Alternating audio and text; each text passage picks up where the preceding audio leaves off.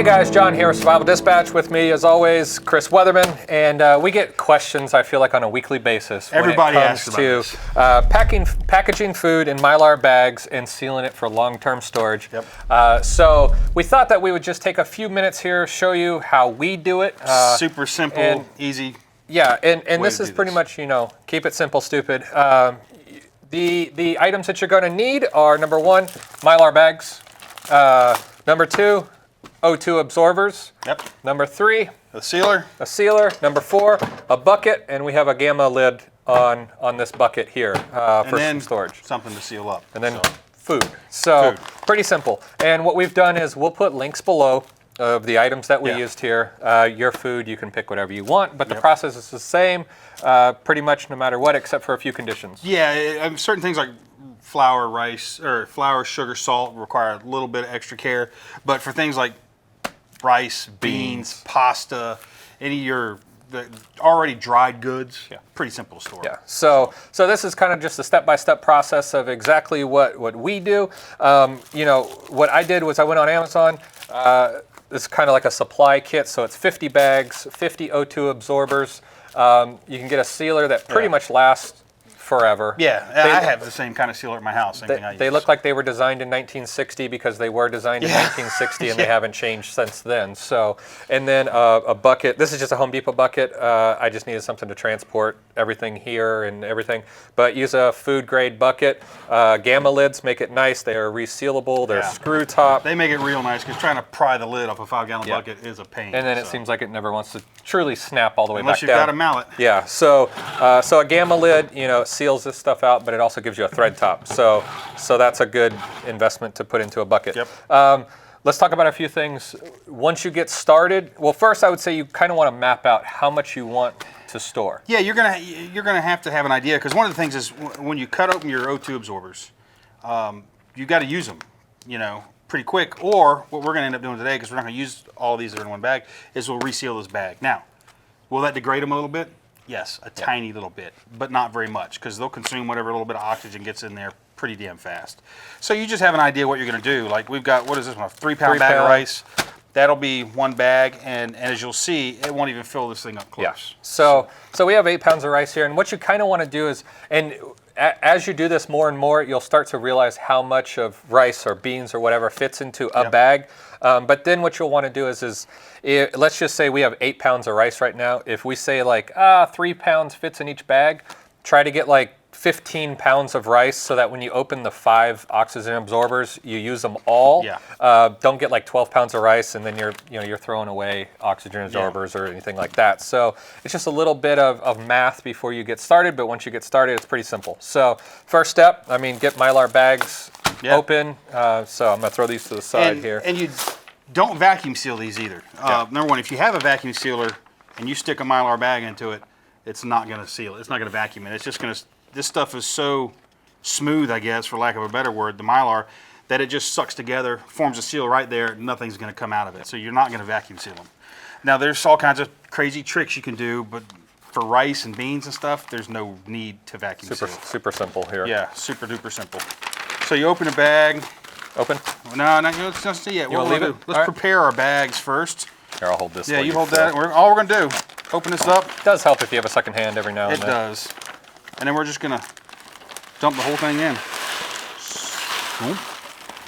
So that was 3 pounds of rice, and as you can see, that's what we've got in the bag now. Now, could you add more? You can add more if you want, but you want to bear in mind your consumption of this product. So once you cut this bag open, you have 3 pounds of rice that's now open that you need to use in a fairly timely manner. So, I wouldn't put a 5-gallon bag in this bucket and just fill the whole thing with rice, and because once it's open, once you open that bag, you got to use it. Now the gamma lid helps because you can reseal that, but you can also get resealable Mylar bags. So that's another option, and I use those at home. So there's one bag. What would you say you usually try to pour, as far as the portion of the bag, how much you usually fill? Do you try to fill, do you try to smash it in there, or do you leave some room?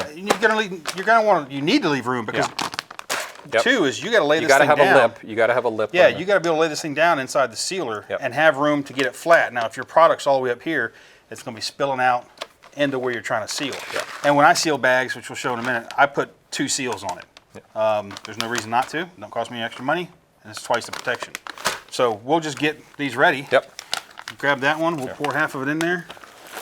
I think we might be able to fit all 5 in there. All right, we'll just dump all of this one in. We'll see what that does, because Yeah. that was 3 pounds, this is 5 pounds, and these are what, 1.5 gallon bags? Give or take? Yeah. Something like that? And these are 500 cc O2 absorbers also.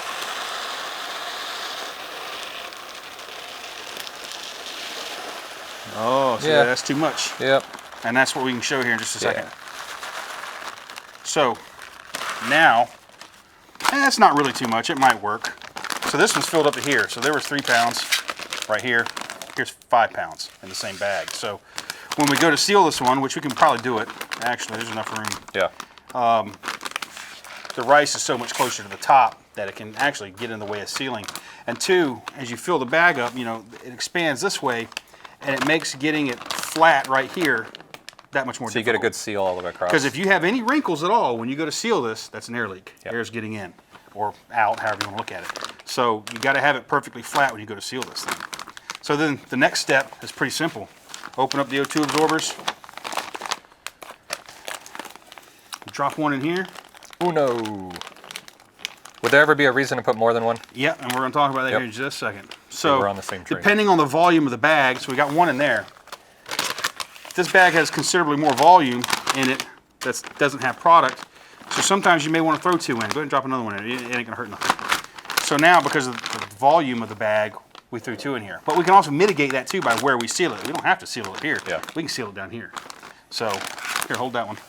We're going to try to seal this big one. So real simple. Make sure there's no wrinkles on the bag. Yep, there it is right there. And then put the sealer down on it, and we'll see what it does. I think I see a wrinkle. Click. Light go out already? Yep. Light's out.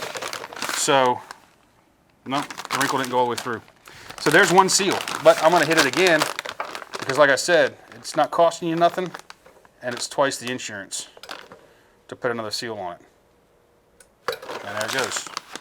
And just so you guys know, It's too hot. just so you guys know, the sealer kind of clicks on and then it'll click off when Yeah. it's done. So there's that's one it. sealed bag. And it's got, this one has one O2 absorber in it, and you'll see it'll suck down a little bit as the O2 absorber consumes that oxygen that's in there. The bag will collapse a little bit. Off, and then, It kind of sounds like a neon light yeah. going on and So off. that's it. Just 2 quick seals. Bag sealed. The 2 absorbers in there will take care of the oxygen, and this stuff will sit safe on the shelf for decades, Yep. literally. I mean, this is already a dry product. Rice stores well to begin with, but by doing this, you're guaranteeing to keep the things that degrade food are oxygen and light. So by putting it in a Mylar bag, we're keeping it away from that. Yeah. And then bugs can be an issue too. There's ways to mitigate that by freezing it or sticking it in the oven even. But again, by putting an O2 absorber in here, the bugs have nothing to breathe. And then in our bucket, And one thing I like to do is, I mean, we didn't here just for demonstration. I carry a Sharpie in my kit also, Where's just the so I open can one? write on the open bag. Open what? open one of these. Oh, it's right here. This is it. I keep a Sharpie with my kit so that as soon as I put rice in there, label it, how many pounds are in there, and what it is, and then I throw it in the bucket. You know, so you're not Yeah. playing mystery. Well, I like to break some buckets up too. I'll Yeah. take some and have, like I have a freeze dry at home as well, so I'll throw freeze dried chicken or beef along with rice, beans, some salt in there. I go to Sam's and I buy the 25-pound bags of salt, and I break that up into Mylar bags simply by dumping it into the bags, sealing it. No O2 absorbers or nothing like that. If you're worried about moisture, throw a desiccant package in there, but I just pack those right into Mylar and seal them, put them on the shelf, because salt's one thing I think a lot of people Yeah. underestimate and overlook, and especially the amount of salt that you're going to need. You know, if you live in a place like here in Florida, you could perceivably get to the coast and create salt if you needed to. But if you live in the Midwest or something where there's no ready natural availability, store a lot of it, because you know there's a time in history when salt was worth more than gold. So there's a reason for it. So I store a lot of that too, and mix your buckets up. That way, if something happened and you started grabbing buckets, but you had to leave immediately. You don't have 150 pounds of rice. Of rice and nothing else, exactly. Yeah. So I like to mix mine up a little bit, but the same thing, I label them as well. What's in them.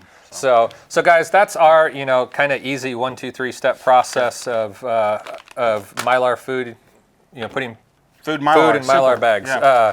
And if you got any questions or if you got any tips, comments, anything like that, feel free to leave them below. We'll definitely answer them for you. As I said, I'll put links to everything below as well. So if you're just wanting to get a starter kit, and just so you guys know, I think this is a 16-inch sealer here, and I think it's like $49. And this will do a 5-gallon bag, by the way. Yeah.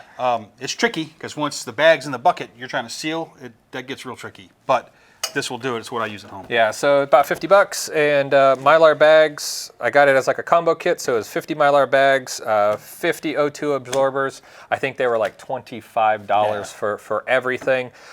So not a huge investment to make sure that your food's good for decades. Yep. So most expensive here is this and that Gamma lid, really. Yeah. They're the two most expensive things. And that thing will last for forever. Forever. So I hope you guys enjoyed that video. If you got any questions, feel free to leave them below. And until next time, be safe.